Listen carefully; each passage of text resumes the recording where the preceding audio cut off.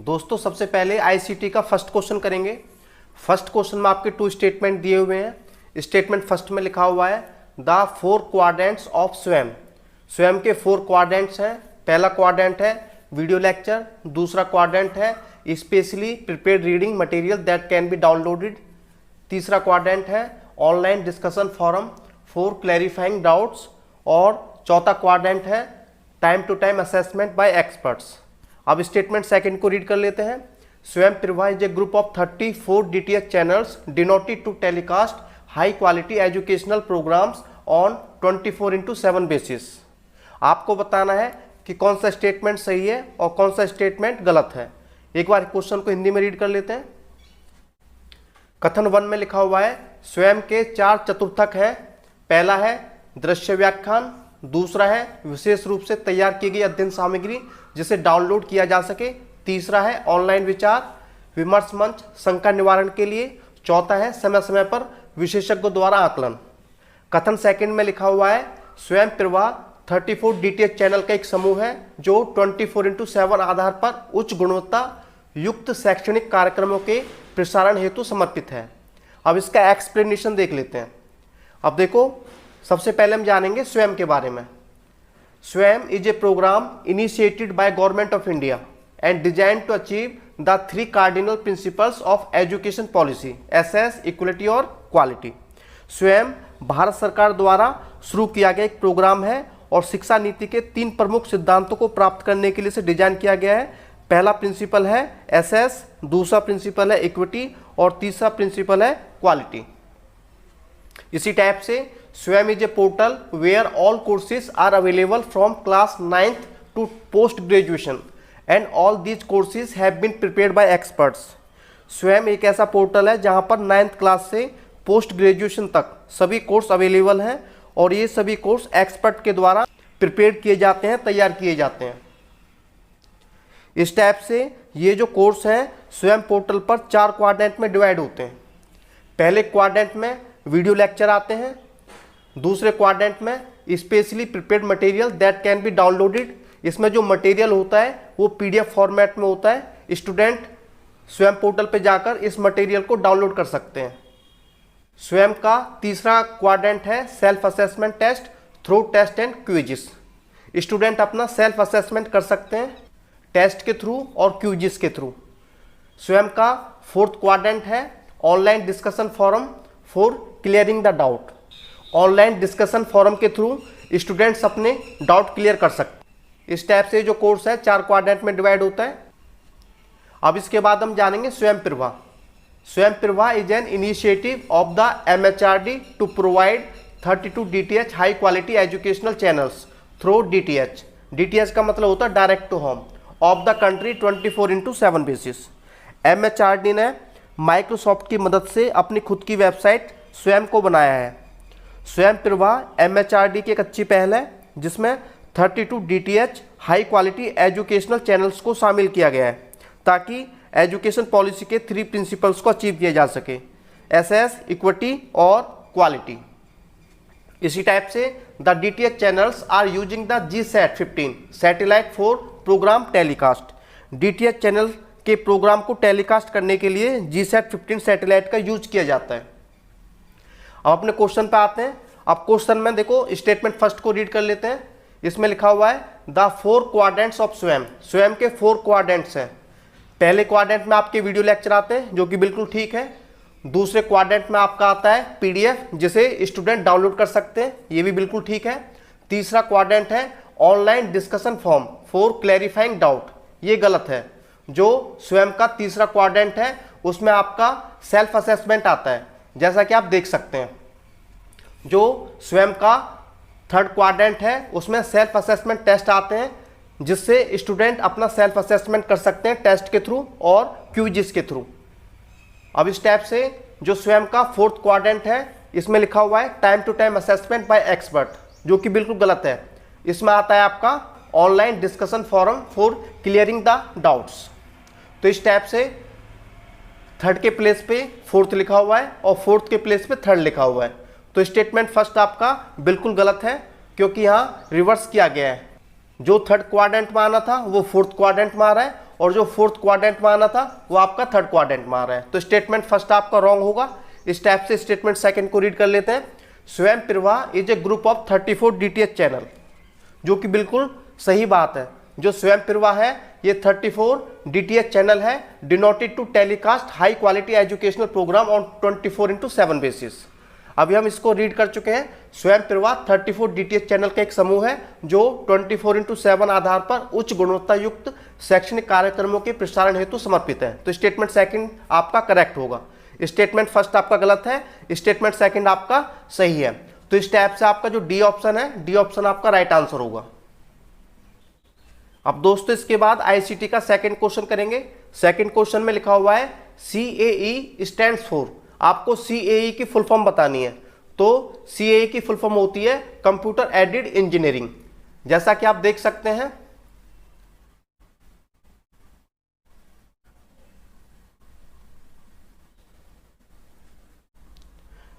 अब दोस्तों इसके बाद आईसीटी का सेकंड क्वेश्चन करेंगे। सेकंड क्वेश्चन में लिखा हुआ है CAE स्टैंड्स फॉर। आपको CAE की फुल फॉर्म बतानी है, जो इसकी होती है कंप्यूटर एडेड इंजीनियरिंग। जो कंप्यूटर एडेड इंजीनियरिंग है उसका मतलब क्या होता है? Use of computer in the study and design of manufacturing processes. किसी भी चीज को मैन्युफैक्चर करने से पहले उसका डिजाइन तैयार करना पड़ता है। ये डिजाइन CAE के द्वारा तैयार किया जाता है। तो इस टाइप से आपका जो राइट आंसर होगा वो आपका सी ऑप्शन होगा। CAE का फुल फॉर्म होता है कंप्यूटर एडेड इंजीनियरिंग। अब दोस्तों इसके बाद आईसीटी का थर्ड क्वेश्चन करेंगे। थर्ड क्वेश्चन में लिखा हुआ है given below are two statements. यहाँ आपके टू स्टेटमेंट है। स्टेटमेंट फर्स्ट में लिखा हुआ है hardware represent the physical and tangible parts of the computer. जो स्टेटमेंट सेकंड है उसमें लिखा हुआ है operating system is tailor made software according to user requirement. आपको बताना है कौन सा स्टेटमेंट सही है, कौन सा स्टेटमेंट गलत है। अब क्वेश्चन को हिंदी में रीड कर लेते हैं। कथन 1 में लिखा हुआ है कंप्यूटर का हार्डवेयर इसके भौतिक एवं मूर्त विशेषताओं को निरूपित करता है। कथन सेकंड में लिखा हुआ है प्रयोक्ता की अपेक्षा के अनुसार ऑपरेटिंग सिस्टम बना बनाया सॉफ्टवेयर है। अब देखो सबसे पहले हम जानेंगे जो ऑपरेटिंग सिस्टम है वो आखिर होता क्या है। Operating system is a system software that manages computer hardware software resources and provide common service for computer programme. Operating system में आपके आते हैं Microsoft Windows, Mac operating system, Linux, iOS। तो इस टाइप से जो ऑपरेटिंग सिस्टम है एक सिस्टम सॉफ्टवेयर है। कंप्यूटर हार्डवेयर सॉफ्टवेयर रिसोर्सेज को मैनेज करने के लिए ऑपरेटिंग सिस्टम का यूज होता है। ऑपरेटिंग सिस्टम सभी को कंप्यूटर प्रोग्राम के लिए कॉमन सर्विस प्रोवाइड कराता है। अब देखो इसके बाद अपने क्वेश्चन पे आते हैं। स्टेटमेंट 1 को रीड करते हैं। इसमें लिखा हुआ है स्टेटमेंट 1 में hardware represent the physical and tangible parts of the computer. Computer का हार्डवेयर इसके भौतिक एवं मूर्त विशेषताओं को निरूपित करता है। ये बिल्कुल करेक्ट स्टेटमेंट है। जो हार्डवेयर होता है उसे हम देख सकते हैं, छू सकते हैं। ये आपका कंक्रीट होता है। जिन चीजों को हम देख सकें, छू सकें, वो आपका क्या होता है? हार्डवेयर होता है। Hardware represent the physical and tangible parts of the computer. तो स्टेटमेंट फर्स्ट आपका बिल्कुल करेक्ट होगा। स्टेटमेंट सेकंड को रीड कर लेते हैं। Operating system is tailor made software according to users requirement. प्रयोक्ता की अपेक्षा के अनुसार ऑपरेटिंग सिस्टम बना बनाया सॉफ्टवेयर है। यदि किसी यूजर की अलग से डिमांड है कि मुझे विंडो 10 में कुछ फंक्शन अलग से चाहिए, जो कि पॉसिबल नहीं है, ऑपरेटिंग सिस्टम सभी के लिए कॉमन होता है। किसी यूजर के लिए अलग से इसमें कोई चेंजेस नहीं हो सकता। तो स्टेटमेंट सेकंड बिल्कुल गलत होगा। जो ऑपरेटिंग सिस्टम होता है वो सभी के लिए कॉमन होता है। किसी यूजर के लिए अलग से इसमें कोई चेंजेस नहीं किए जा सकते। तो स्टेटमेंट फर्स्ट आपका सही है और स्टेटमेंट सेकंड आपका गलत है। तो इस टाइप से आपका जो सी ऑप्शन है, सी ऑप्शन आपका राइट आंसर हो जाएगा। Statement first is true but statement second is false. अब दोस्तों इसके बाद आईसीटी का फोर्थ क्वेश्चन करेंगे। फोर्थ क्वेश्चन में लिखा हुआ है Kritika is making her science project presentation on friction using a presentation software. She wants to add the phrases presentation on friction at the bottom of each page. Which option should be the use. अब देखो इसमें आपके 4 option दिए हुए हैं। बताना कि कौन सा ऑप्शन आपका सही होगा। क्या वो प्रोजेक्ट होगा, क्या वो बुलेट्स होगा, या हीडर होगा, या फूटर होगा। एक बार क्वेश्चन को हिंदी में रीड कर लेते हैं। घर्षण पर प्रेजेंटेशन सॉफ्टवेयर का प्रयोग करते हुए कृतिका अपना विज्ञान प्रस्तुति बना रही है। वे अपने प्रत्येक पृष्ठ के नीचे घर्षण पर प्रस्तुति यह वाक्यांश जोड़ना चाहती है। उसे किस विकल्प का प्रयोग करना चाहिए। आपको पता है किसी डॉक्यूमेंट या फाइल के टाइटल को हर पेज पर लिखने के लिए हीडर और फूटर दोनों में से किसी न किसी का यूज किया जाता है। यदि टाइटल को बॉटम पे लिखना हो तो हम फुटर का यूज करेंगे, और यदि टाइटल को टॉप पर लिखना हो तो हम हीडर का यूज करेंगे।